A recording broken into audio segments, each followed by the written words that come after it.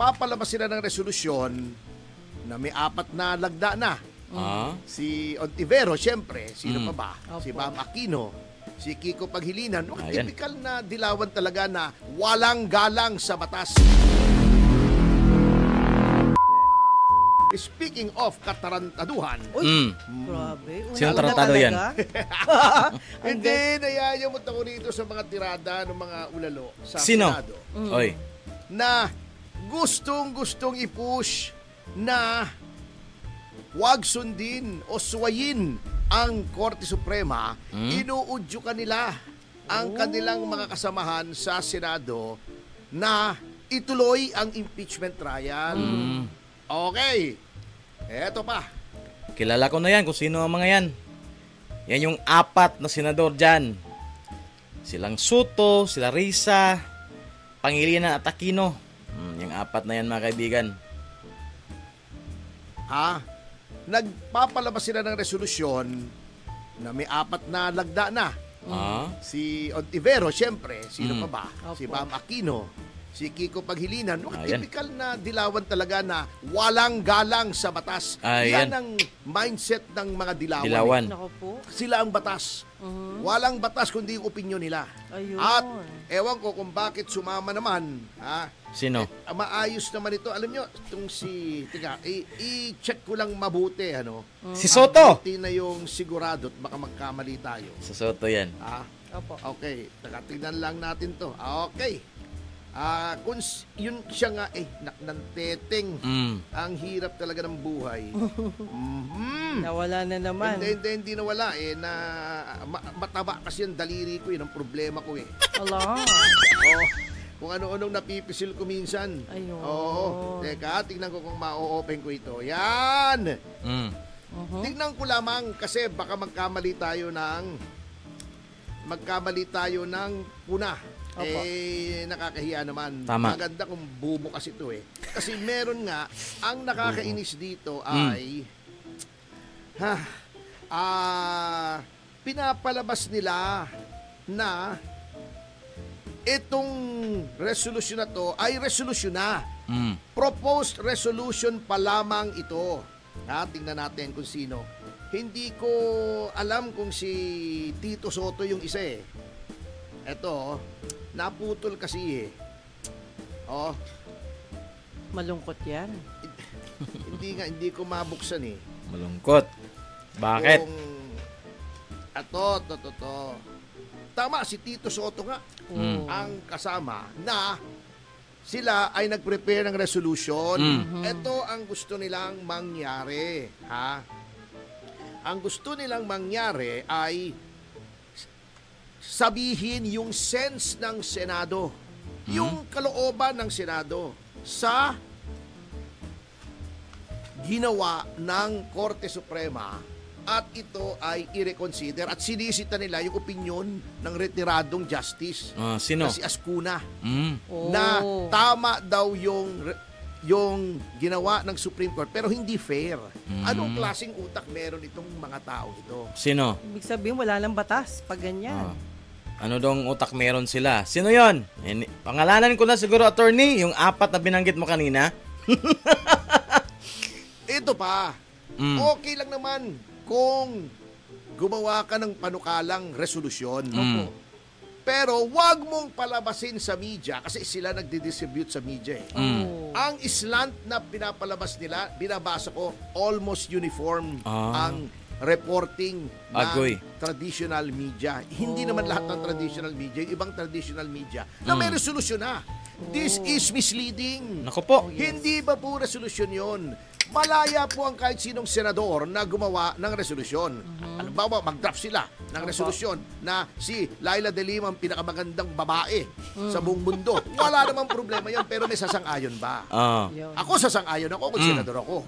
Kaso mo, hindi ako senador Kaya hindi ako pwedeng sumang-ayon doon, di ba? Ang ibig ko sabihin, pinalalabas nila na resolusyon na ito. Naku po. Ito na yung sense ng Senate. Hindi po ito ang sense ng Senate. Booking! Kasi bago po maging resolution, yan ay ano lamang, yung majority lang. Okay. Pag joint resolution, ng House at saka ng Senate, dapat parehong payag sila. Ngayon, pag constitutional amendments, 2/3 ng Senado, 2/3 ng House. Oh. Yan. Hindi po basta nagpanukala kayo resolusyon. Na kaso nyo, naguguluhan ako tinitignan ko lahat ng dyaryo. Yan, no? Eto pa. Mahilig talaga sila, attorney. Nakalagay, na merong resolusyon. Ang dami! Minimislead nila ang media. Palagay ko sila nag-press release nito. May resolusyon na daw. Oh. Wala pong resolusyon. Pinagluluko tayo. Ito pa ang Opo. nakakatawa sa sinasabi ni Sontiveros. Opo. Sabi niya, iba-block daw niya ang lahat ng premature moves to dismiss the trial of Vice President Wow, Duterte. Lupit ah. Oh. Iba-block niya. Siya lang mag-isa. Galing. ang gagawin niya siguro, Mm. haharangin niya Ang- yung pintuan. Galing. Bago maglulupasay siya roon sa floor ng Senate, iba-block niya. May gulay. Siya mag-isa. Mm. Iba-block niya yung kagustuhan ng karamihan Naku po. ng mga senador at iba-block niya ang kagustuhan ng Supreme Court. Grabing ego nitong babaeng ito. Mas malaki pa sa Empire State Building. Grabe, no? Wow. Ang tindi ng ego mo, girl. Girl. Ikaw mag-isa. You will personally block.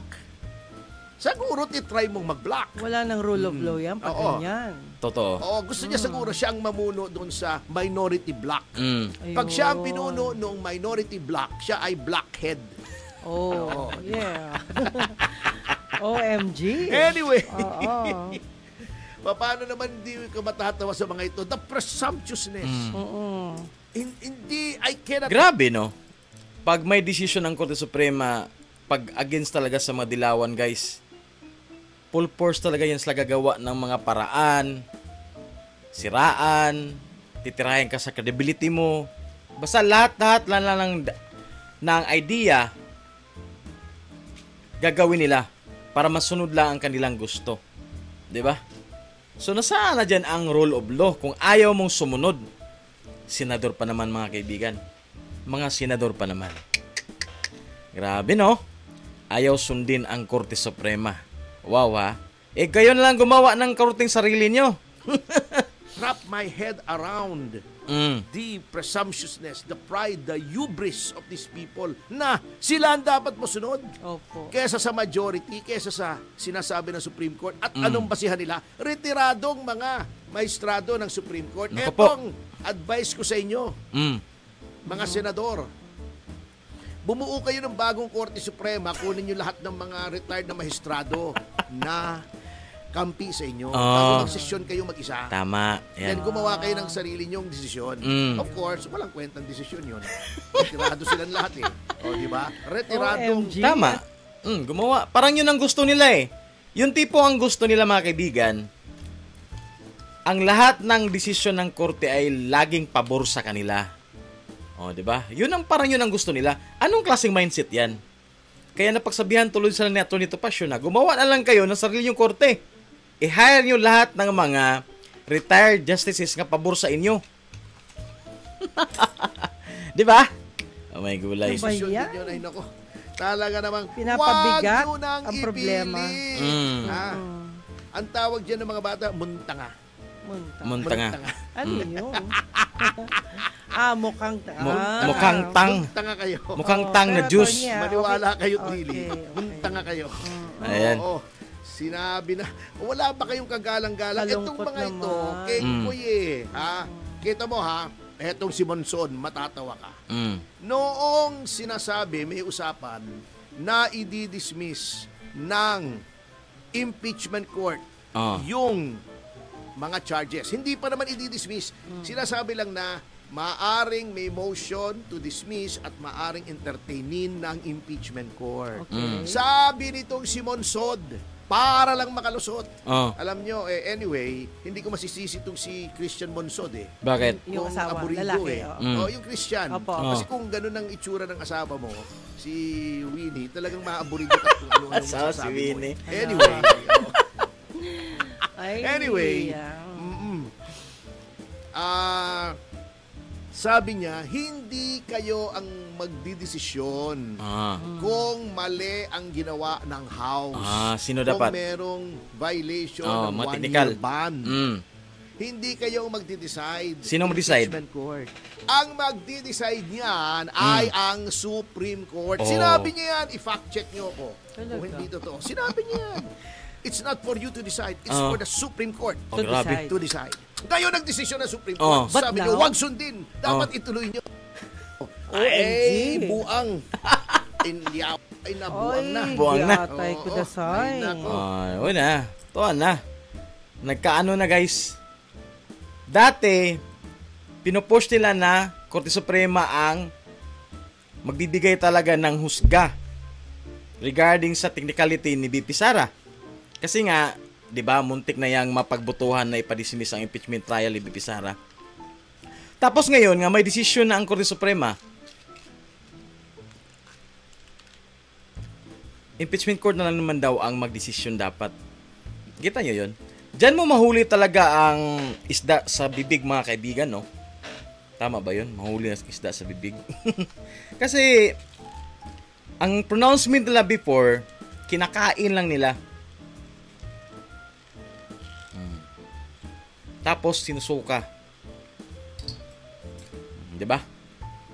Kaya diyan mo talaga maano, mga kaibigan, pag ang isang tao pumapabor sa mali, pag nagkabistuhan,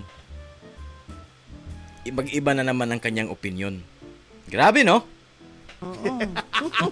Tinuod. Tinuod dahil yun. Grabe. Nako. Nabuang na gid. Nabuang na gid. Pero attorney, the problem is kung misleading yung mga media, kakalat ang maling impormasyon. Oo, baka akala tuloy ng mga tao, meron ng desisyon ang Senate, nilalabag yung kagustuhan ng Korte Suprema. Pwede ba? Kayo ay mga lawmakers, isa-isahin ko mga pangalan nyo para itong apila ay para sa inyo. Ontivero, Soto, Pangilinan, at Aquino. sino ba yung isa? Aquino. Aquino. Hindi ako magtataka, Aquino eh. Basta Apo. Aquino. Pwera lang yung best friend ko, si Dr. Francis Aquino. Ay ba naman yun? Ilocana asawa nun eh. Okay. Anyway, kayo ay sumumpa to defend, to protect, to preserve the Constitution. Ganito lang po kasimple, ulit-ulitin ko hanggang tumalab sa matitinding mga makakapal na kokote nitong apat na to.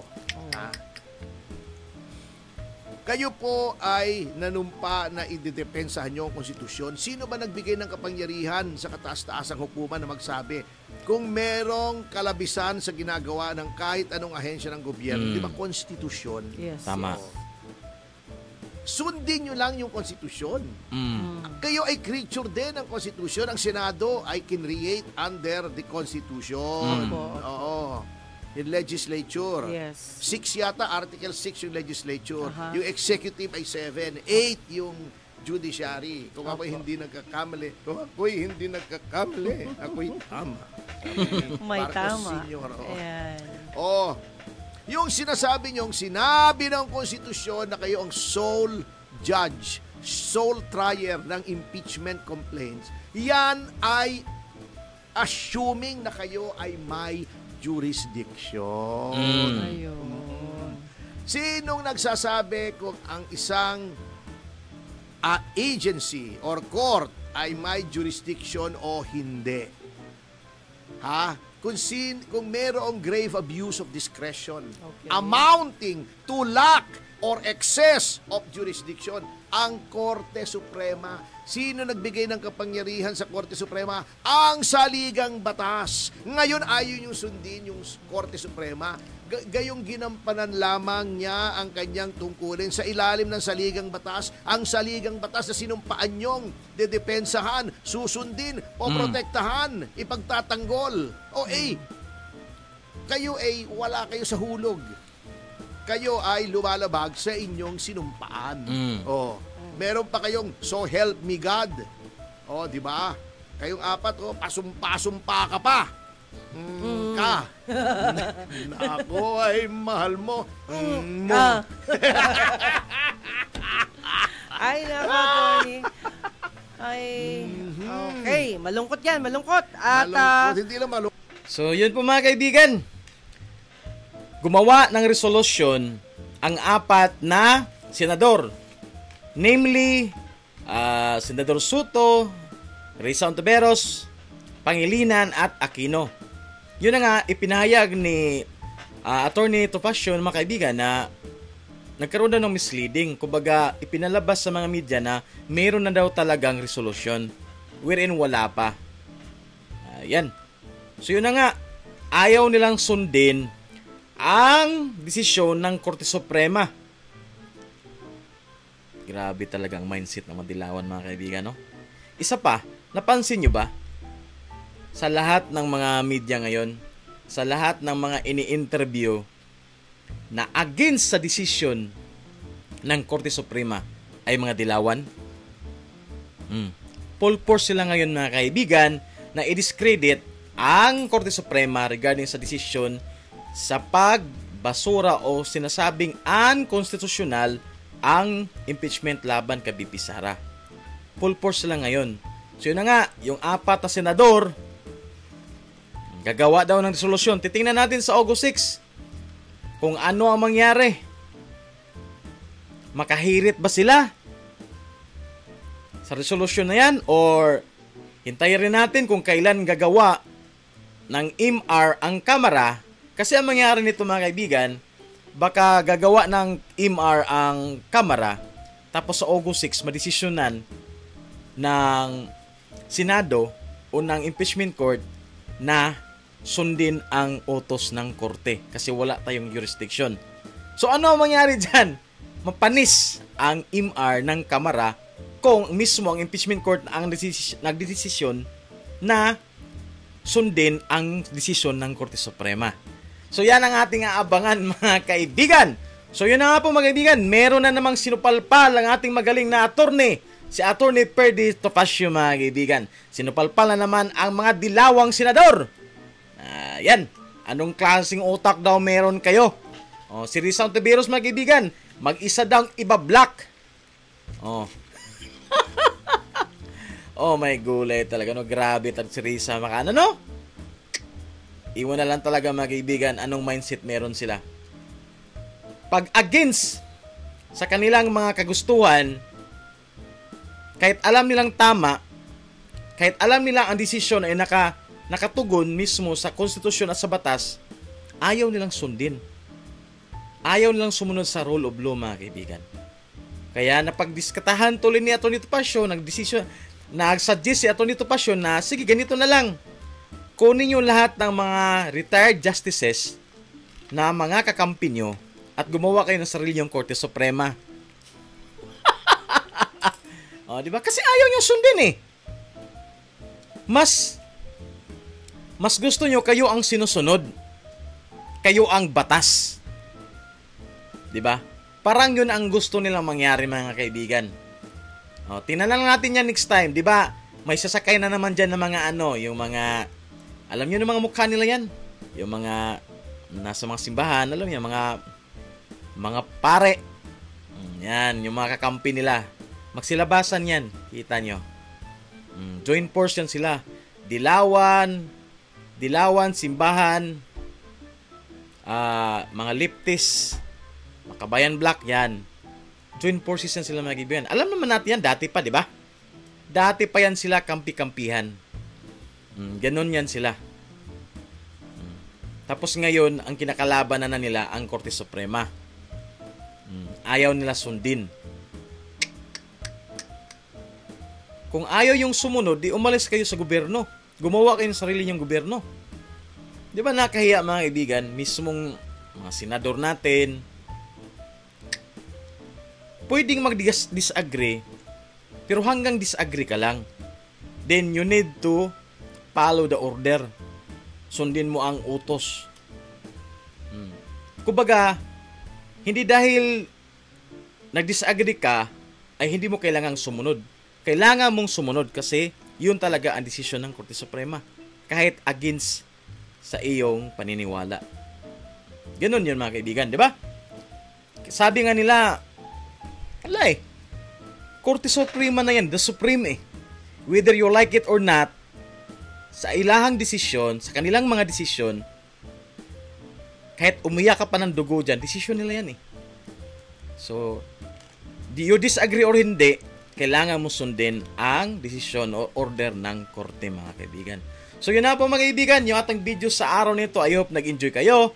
At napatawa na naman tayo na ating magaling na Attorney Topacio. I'm hoping si Attorney, no? Kailan kaya ito tatakbong senador?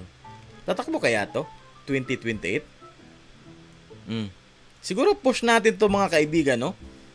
Sa bagay, si Attorney Topacio, ano na siya ngayon? Spokesperson ng PDP, di ba? Baka isa yan sa mga line of ano na mapaano na siya sa politika, di ba? O mapalapit na sa politika at magkaroon na rin ng interest sa politika. Oo. Kaya titingnan natin kasi kung mapasok din natin to sa Senado. Wow, di ba? O marami tayong mga prospect na magandang ipasok sa Senado na alam nating patas, alam nating fair, makipagbalangkas sa iba't ibang mga sitwasyon or mga issue, mga kaibigan.